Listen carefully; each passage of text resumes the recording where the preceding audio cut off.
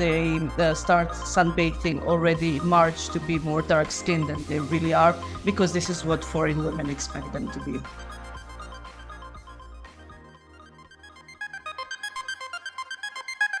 You're listening to the Transformative Podcast, brought to you by the Research Center for the History of Transformations at the University of Vienna.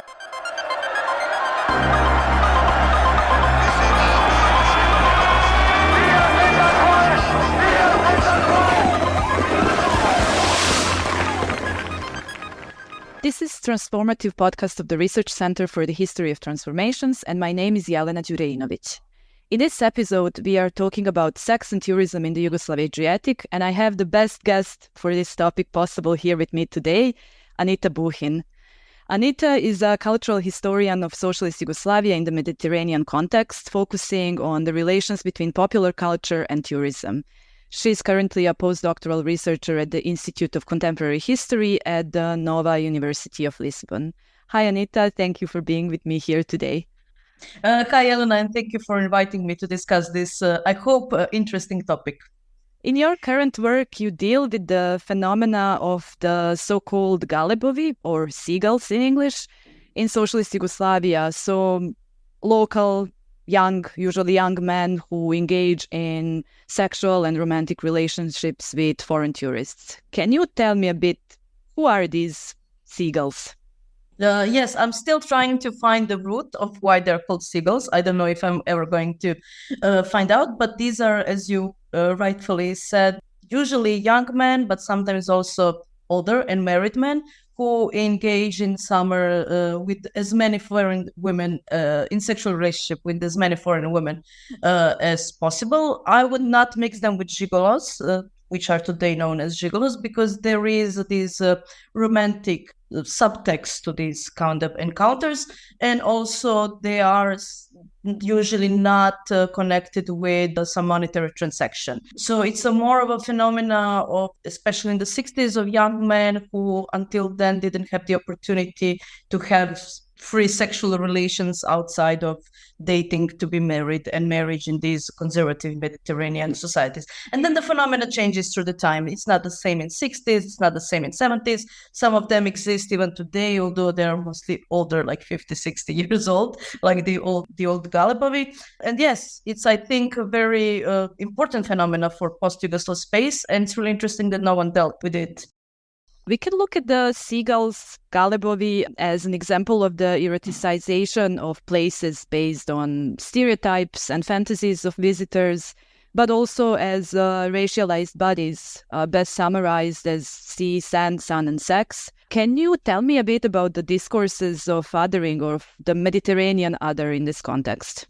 So yes, I did extensive research for my PhD project for the book about Yugoslav popular culture and its Mediterranization. This discourse of Mediterranean, of course, emerges in discourse about tourism and tourist gaze and so on. And I think it's really important to look at how the construct of Mediterranean was made from the 18th century until nowadays through this discourse of modernization, development, happy people who live in idyllic but undeveloped part of Europe. So there is this othering between proper Europe and so-called the other, of course, also because Mediterranean is not just European. And here we can see with the emergence of the mass tourism in the 50s and later, until I would say late 80s, this new exoticization of Mediterranean based on these old tropes that were built in the Grand Tour in the 18th century, in the 19th century, beginning of the 20th, mixed with, of course, economic practices of how to gather as many tourists as possible.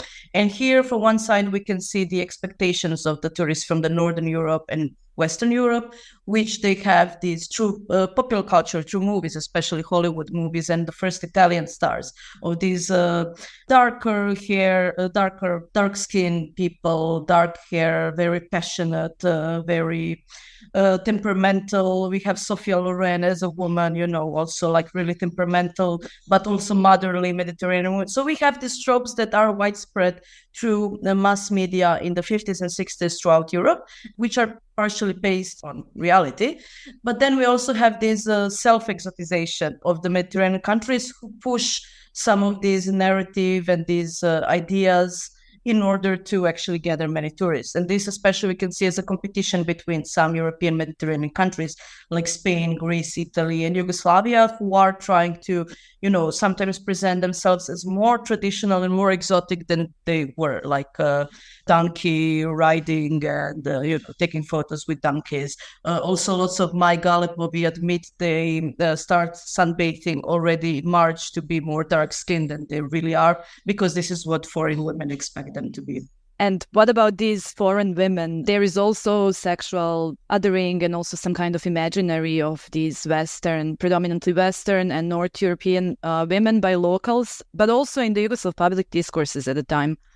It goes two ways, I would say. So for one hand, I analyzed lots of Yugoslav popular magazines, some erotic magazines, where they interview these women. What do they think about Yugoslav men? And they are really some, as you said before, bit racial discourses, but like really stereotyping and othering, like these men, not only they're dark skinned, they have dark hair, all these like Mediterranean tropes, but they're also natural in singing, they're strong, they're healthy. I think the word healthy is really meaningful in describing someone, how they look like. And on the other hand, we have this image of Swedish women. Swedish women are in general in 60s the epitome of beautiful Northern European woman. Also in Italy, in Spain, in Portugal, you have so many movies about Swedish women in 60s coming to Mediterranean, because they're actually representative not only of something also exotic, like blonde, pale, something completely different that our so-called women look like, but also because they are the first sexually liberated women in Europe. So Sweden had really advanced sexual education and sexual liberation much earlier than other countries, and they are then behaving much freely, and then they also, play in this imaginology of, what men actually want to have in the 60s, while local women are still abiding to honor and shame, traditional moral code system. That's related to that. Maybe we could try also to put the galebovi and also Dalmatian, I guess, masculinities in the Yugoslav context, in the context of Yugoslav Socialist Society at the time, and also the double standard when it comes to sexual morality for both young men and also women in the region. Yes, definitely. I mean, Yugoslavia is always a bit more complicated because it's kind of in the crossroads of, so many cultures. It's, of course, not just Mediterranean. There is this Balkan, traditional, in Jovan Cvic's terms, patriarchal culture. And I'm still trying to figure out how to place these Dalmatian masculinities in the whole context of socialist Yugoslavia, because it is really important that this country was socialist and tried to build its own sexual morality through education, that sex was not seen as something, dirty in this like Catholic or Christian morale, but it was also not supposed to be just like, okay, let's just do everything without having any repercussions. So there are some early sexologists, mostly psychologists, doctors, and so on, who try to make this sexual morality based on mutual respect and love. So it was not the problem. You could have sex before marriage. You could, like engage in different sexual experiences, heterosexual experiences, but there had to be some romantic and emotional connection to that. And here then we have like these young men. Of course, in reality, people don't behave in that way, especially women who are still really afraid they will get pregnant. There is a stigma about being pregnant. There's lots of abortions. There is not so much use of contraception. So it's a bit complicated story here. And then, but we have this influx of just like young and available foreign women coming to the Adriatic. And I kind of think it's partially because of that young men in the Adriatic behave differently, only because they actually do have the opportunity. And then around that, they build this idea of a Dalmatian macho. There are some examples of behavior of other men from other parts of Yugoslavia when they come to the Adriatic. And they basically, the locals say that they're ruining the thing for them because they don't know the nuances. So they don't know how to, seduce women in this like Mediterranean romantic way. So they are too crude. But these are only anecdotal evidences. So I'm a bit careful of how to, map different types of expressing masculinity through sexuality in the whole Yugoslavia. This is something I still have to grasp on, mostly because it's not really that well researched. This all of this that we are talking about today is, of course, not only a Yugoslav phenomenon. It also happens across the Mediterranean, across Southern Europe. In addition to the seagulls in Yugoslavia, we have, of course, the well-known papagalli in Italy or the Kamakia in Greece. What do they all have in common? So as you said, the phenomena was widespread in the 60s in, I would say, all European Mediterranean countries. In Spain, they were picadores. In Portugal, a bit later, they didn't have a name, but they existed there as well. So we can see, this common thing of like this Mediterranean conservatism of patriarchal Mediterranean countries, which actually are rapidly developing thanks to mass tourism.